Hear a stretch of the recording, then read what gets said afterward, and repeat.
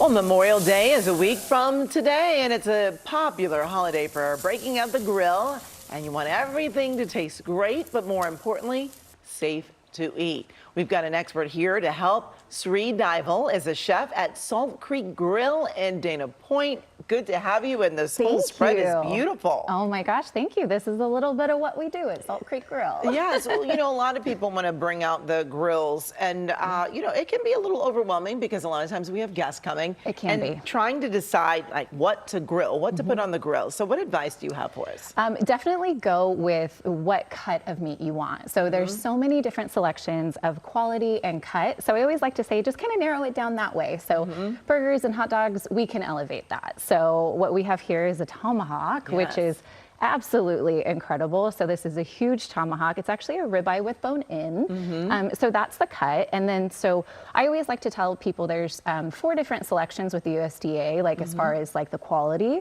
But I always like to tell people err on the side of choice or prime. So that's what we like to do. So those are the greatest. So you're going to get a great cut, and then you get great quality. So that's one of the things. So this is the tomahawk, again, ribeye with the bone in. We have the New York steak. This is a signature at Salt Creek Grille. So this is our coffee encrusted New York steak. And of course that comes with that beautiful blue cheese. So you can kind of, hey, we're going to grill it, but wait, there's more. Oh, okay. The filet mignon, of course, is kind of like like everyone knows filet, right? So it's the most tender. It has the least amount of marbling, but the marbling is kind of the naturally occurring fat in animal products. And so fat is flavor. So I always tell people, don't be scared of fat, like especially when it comes in great steaks, because that's where your flavor comes from. So it's really cool.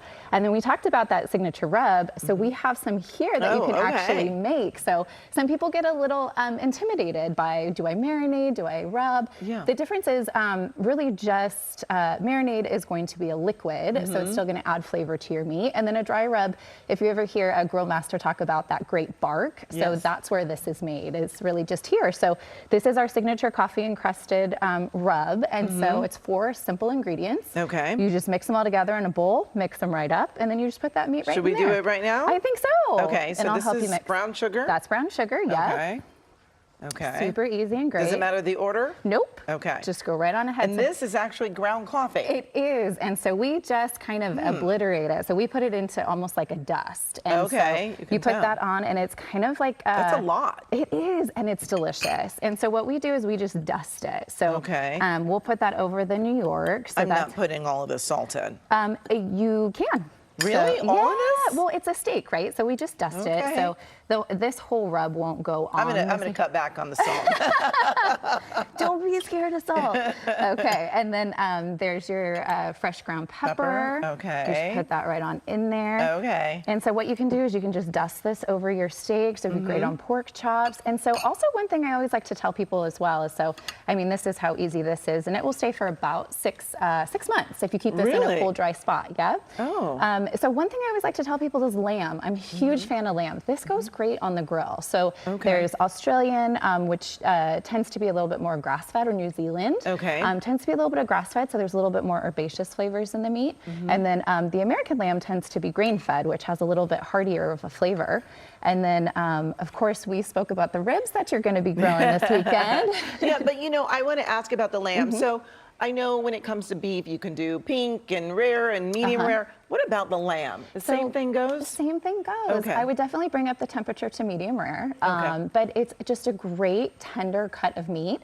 And then these lamb racks, you can cut them. We call them lollipops. If you just bring them on the bone, and they're almost like a lollipop. I know that kind of sounds funny, but lamb chop lollipop. So those are easy, and that's a quick grill too, and about the same timing as beef as well. So you can definitely do both. And then the ribs, the name of the game on that one is slow and low. Slow and low, and they need to be done. They need to be done. You can't do medium rare on pork. Yes, it's got to be done. But that, you know, there's a little argument always in our house that my husband thinks I overcook all the meat because I'm always worried about it not being done enough on ribs and chicken. And so always find it from a quality source. So quality and cut, always those 2 things.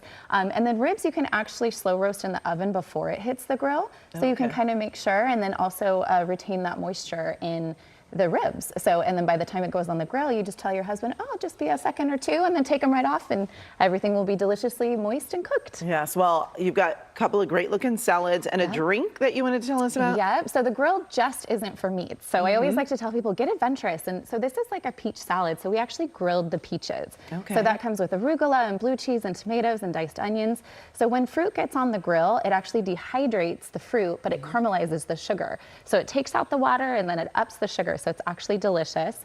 And then of course the wedge salad, which is like a signature classic with any meat. I could eat wedges all day long. Yes. And then the cocktail here, you can either do cocktail or mocktail, but it's pineapple, seltzer, and then we grill the pineapple. And then of course a little bit of citrus vodka or just by itself, and it's actually quite delicious. And real quick, what's this? Well, that's our signature butter cake at Salt Creek Grill. So we know how to do that. So we always have to throw it in. It has fresh fruit on it, delicious, savory, the perfect ending to a beautiful grill. Yes, it is. It looks amazing. Thank you so much, Sri. We certainly appreciate it. And you can find more information about Salt Creek Grill and their grilling tips by just going to our website, kcalnews.com, and click Seen on TV.